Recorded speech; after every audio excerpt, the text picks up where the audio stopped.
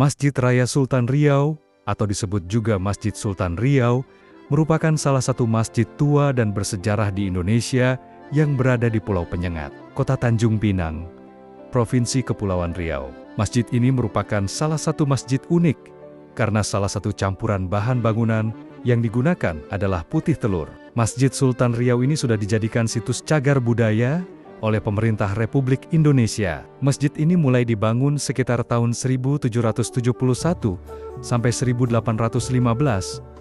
Pada awalnya, masjid ini hanya berupa bangunan kayu sederhana, berlantai batu bata yang hanya dilengkapi dengan sebuah menara setinggi lebih kurang 6 meter.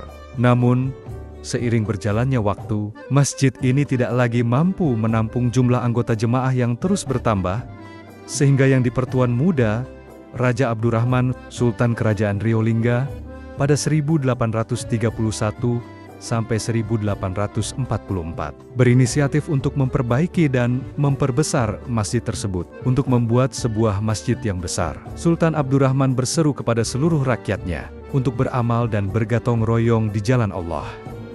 Peristiwa bersejarah itu terjadi pada tanggal 1 Syawal 1248 Hijriah, 1832 M, atau bertepatan dengan Hari Raya Idul Fitri.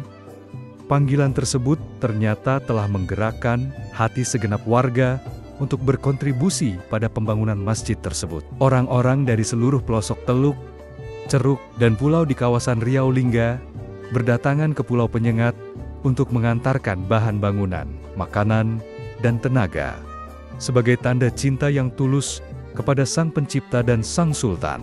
Bahkan, kaum perempuan pun ikut serta dalam pembangunan masjid tersebut, sehingga proses pembangunannya selesai dalam waktu yang cepat. Terbukti, fondasi setinggi sekitar 3 meter dapat selesai hanya dalam waktu 3 minggu. Konon, karena banyaknya bahan makanan yang disumbangkan penduduk, seperti beras, sayur, dan telur, para pekerja sampai merasa bosan makan telur, sehingga yang dimakan hanya kuning telurnya saja. Karena menyayangkan banyaknya putih telur yang terbuang, sang arsitek memanfaatkannya sebagai bahan bangunan. Sisa-sisa putih telur itu kemudian digunakan sebagai bahan perekat, dicampur dengan pasir dan kapur, sehingga membuat bangunan masjid dapat berdiri kokoh.